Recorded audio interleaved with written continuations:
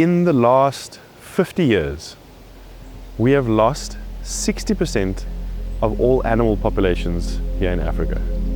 In the next 50 years, if we continue at this rate, it'll all be gone. With the AMES Foundation, today we are working on the ground protecting critical habitat for endangered species such as white rhinos, as well as southern ground hornbills.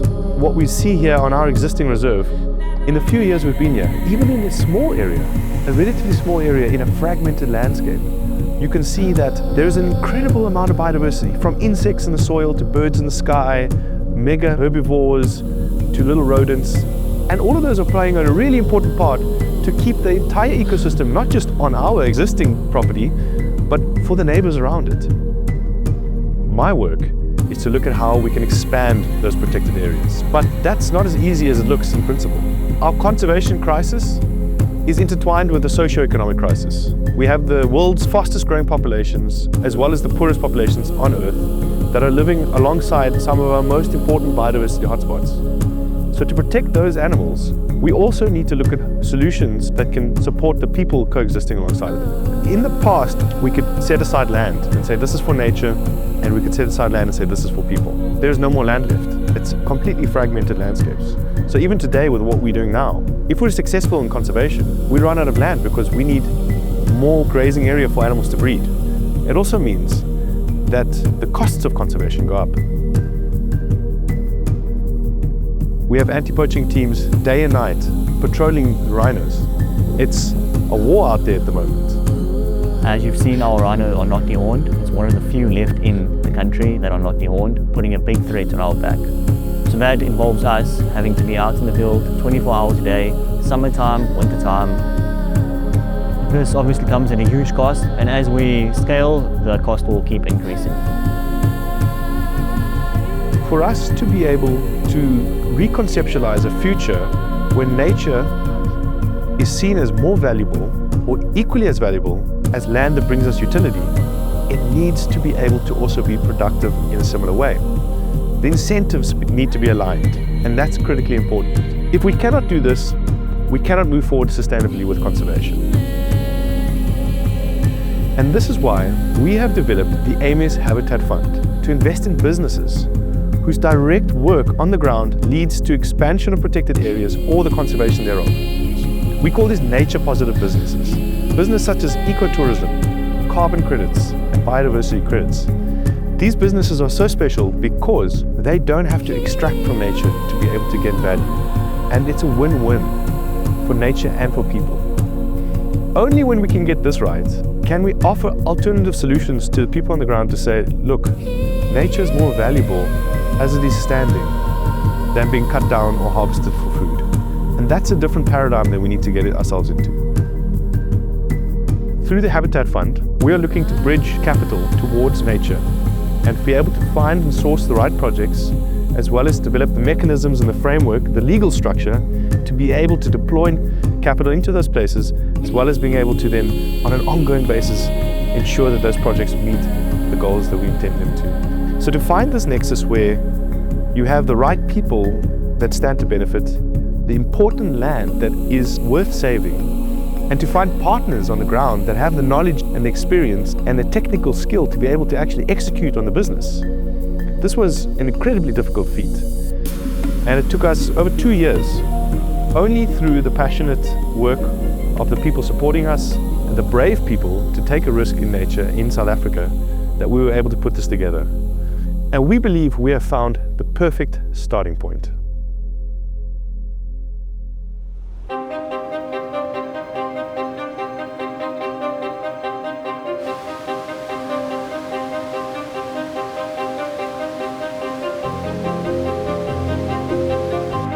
Mkambati is a really special place. I mean, this little nature reserve, although it's only about 7,000 hectares, is one of the most important protected areas in South Africa.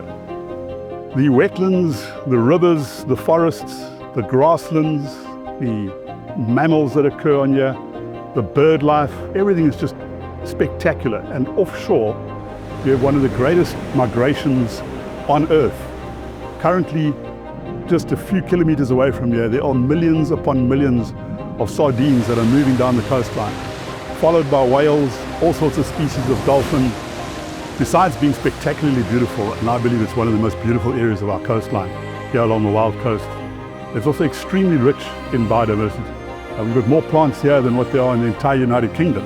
Probably around 200 endemic species that are found nowhere else in the world, just in this little stretch. I just don't have enough adjectives to describe what Mkhambati is. And everyone that gets here, like literally everyone that comes to visit Mkhambati, is completely blown away by what they see. When you come to Mkambati, you're immediately transported into a land that makes you feel like we are again in ancient Africa.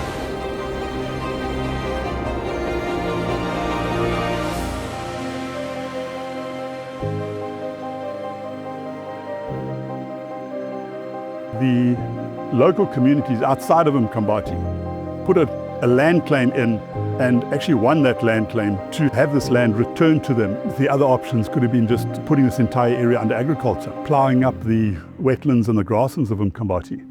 But the communities who won the land claim decided to rather go the conservation route.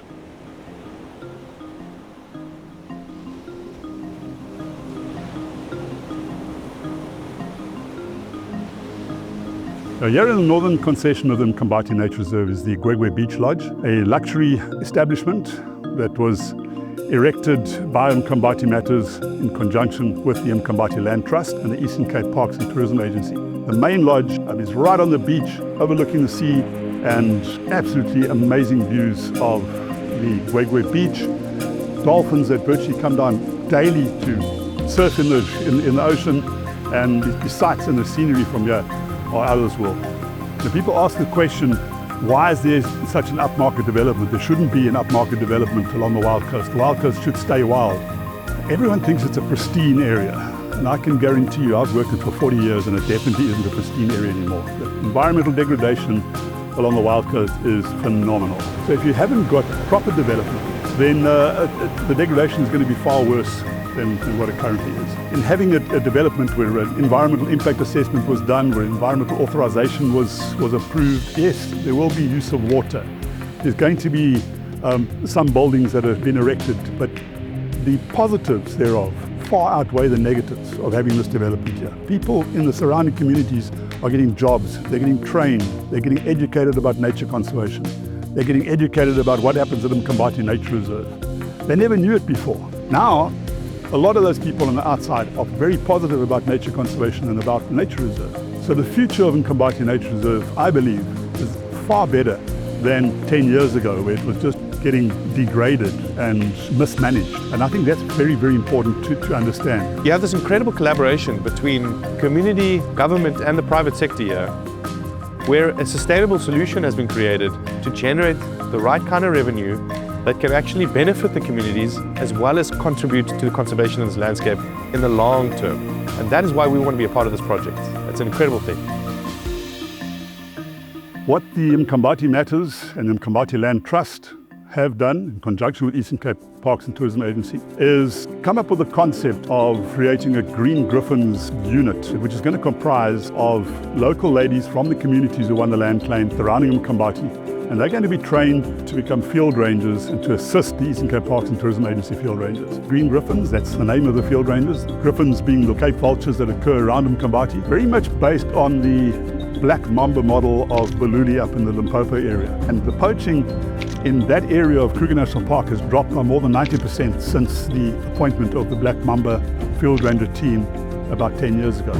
The ladies that we're selecting are coming from the communities. A lot of them never did anything like that in their lives before.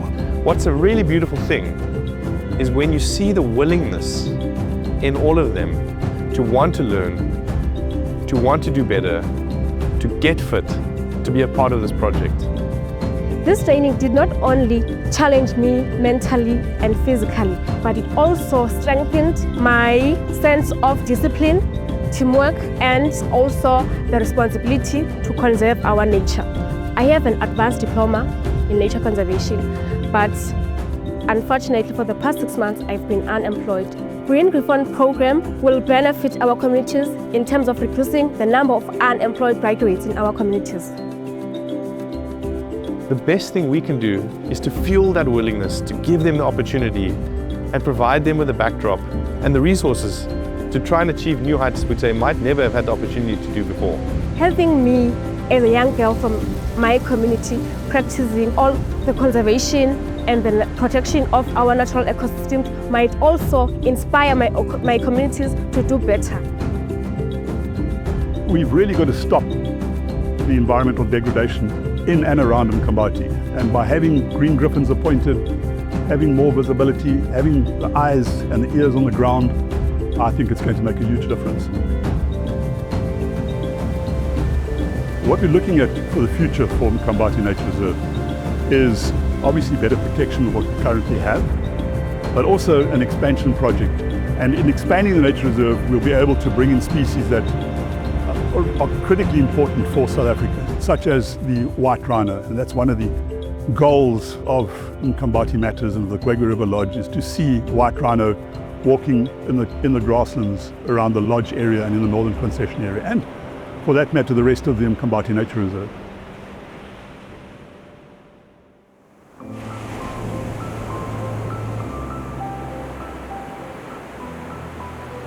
To me, this feels like this is one of the biggest challenges of our time. And we need all hands on deck. We need the best minds out there to solve this equation. How do we marry our existing way of lives, our commerce-driven economy, with nature? And many people along the way said we actually can't do it. Those two don't match. You've got to choose one. And that just didn't balance. Nature is always at harmony, and I feel that only if we can find a harmonious system can we actually find a sustainable way to do this in the future. And this is why we believe that investing in business solutions that support local communities, protect nature, and generate investor profits is the most effective and sustainable way to scale nature conservation. And in the future, be able to call on much bigger capital to address this problem. When you look at the beauty of the harmony of nature and how it all fits together, and how many millions of years it took for evolution to build these mutualistic relationships together, how incredible it is for us to learn from that and remind ourselves that we are part of the system and that we fit within this and that we matter and nature matters.